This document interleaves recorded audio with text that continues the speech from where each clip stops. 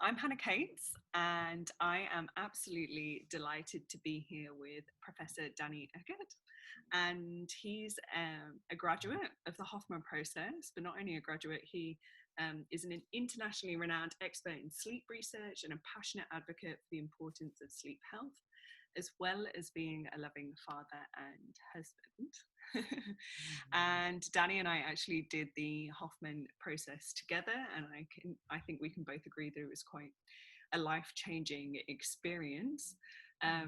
So welcome, Danny, first of all. Thank you. Great to be here. It's great. It's great to have you here. And I would love to know, before we get into anything else, what was it that drew you to doing the process in the first place?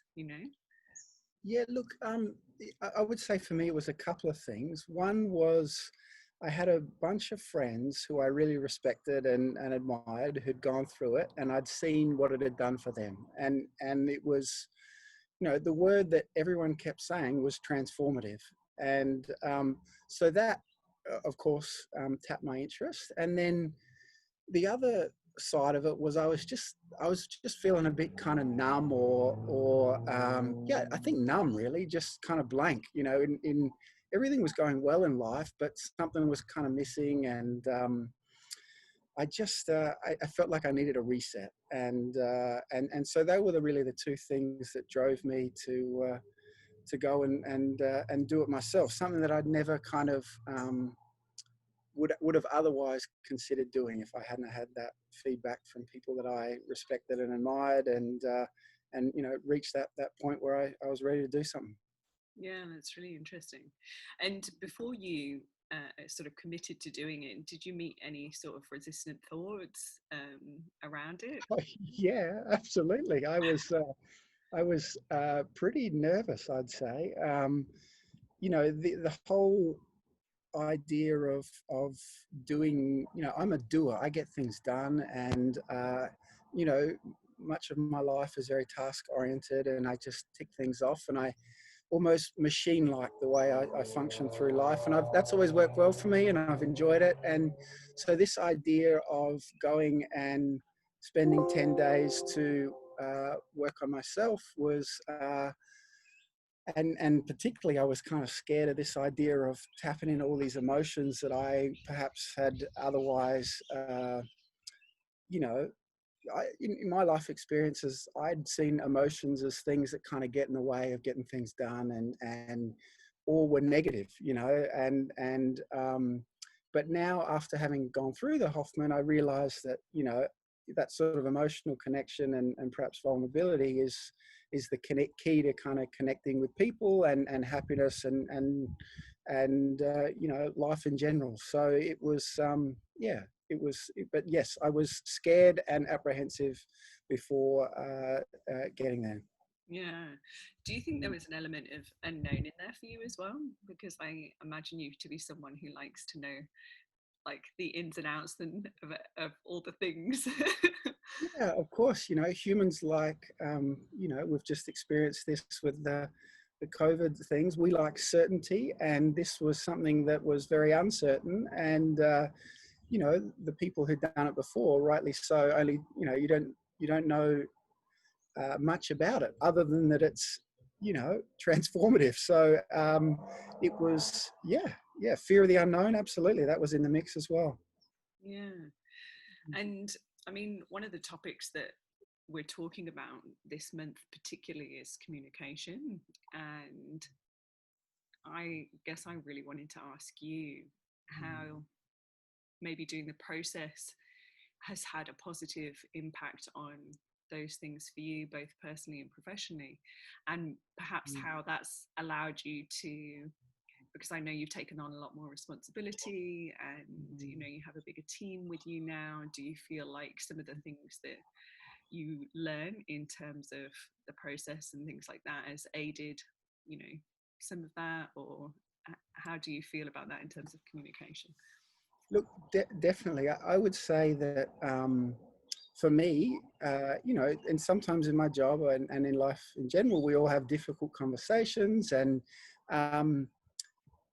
being, for me, I think being able to bring yourself a bit more into those communications is what's been really rewarding for me, and has just made me feel, I don't know, a bit lighter in everything I do, is being able to, bring yourself and perhaps some of your vulnerability, and recognize that those traits are also in everyone. And so if you can come at, in terms of communicating, bringing more of yourself, and recognizing that other people are just people too, and they're dealing with their own bits and pieces, and yeah, that sort of bringing yourself and listening to others, and genuinely listening, and wanting to hear, what they got to say, has I guess made all my communications a bit sort of deeper, I suppose. Less superficial. In Australian culture, we can very easily just gloss over the superficial stuff. And now, I would say that, my communications in general, both on the work and personal front, have been, had a deeper element to them, and mainly because I've been willing to go there and take that part of me into those conversations. Yeah. So you feel like a lot of the process has given you the tools and the capability to be able to connect with people from a more vulnerable space within yourself, which is, probably, quite a big deal. It's being able to remove some of the armor, some of the layers, some of the things that, we previously had held there, and actually being able to be more open in order to connect with people more deeply, and also have more awareness around their own things, and the way they communicate back with you. Yeah, look, I think that's a beautiful summary, and yeah, I think others appreciate that and are more willing to give more of themselves when they can see a little bit of that in you, and particularly when if you're in a leadership role in your work, and people like to see that, and you realize that when you get that feedback afterwards, and you realize that it's been good for others as well, and it just I think that's a very good summary. Yeah. And well, you're an internationally renowned sleep expert, so I can't let you go without touching on the subject of sleep. As I know it's your authority, really, and I kind of wanted to know your thoughts on.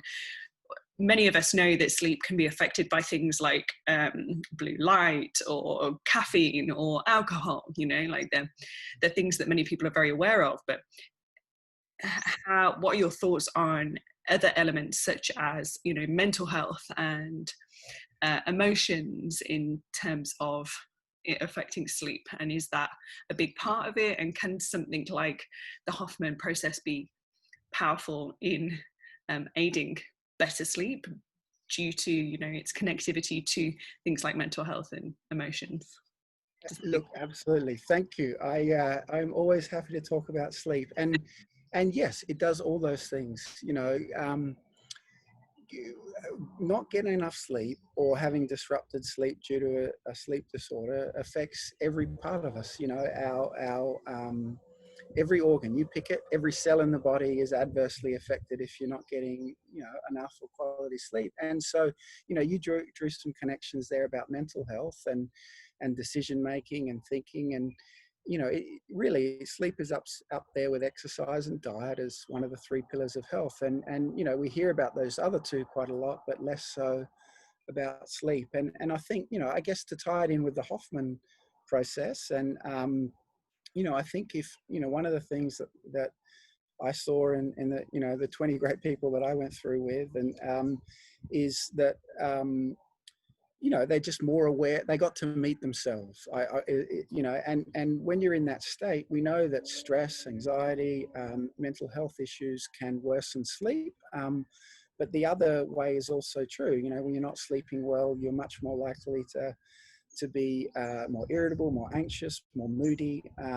This part of your brain after just a night of sleep deprivation is 60% more reactive, your amygdala. So you're much more likely to make rash and decisions. And, not from the place you want to be. So yes, sleep is key, and I think although it's So welcome back. We did get cut off for a moment there. We were having some technical difficulties, but that makes these kind of interviews even more fun. yeah, all on my end, I will say, but thank you for being kind. But no, it's wonderful. So Danny's back, and we're just going to sort of close off with a little bit more on your thoughts around really the importance of the connection between mental health, anxiety, all of those kind of things in terms of sleep, and how important it is to kind of look at that side of things, and how something like the Hoffman could support that for individuals. Yeah, look, thanks, Hannah. So yeah, as I was saying, sleep is really fundamental to happiness, health, well-being, you name it. So this is a message I'm obviously very passionate about, and it's not something that everyone actually necessarily thinks about, all those links. And I do, knowing the science and what's how powerful this sleep business is, I guess all I would say is that getting enough sleep, and if you do think you might have a sleep disorder, then getting it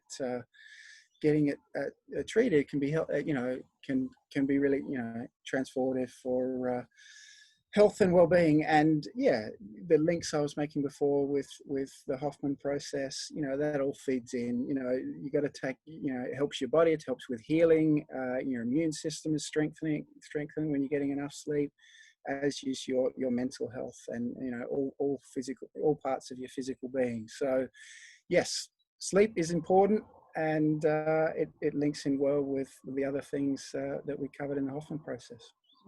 So what are the main things that actually affect sleep? Are there main points that are like the most important things to look at in terms of sleep disorder?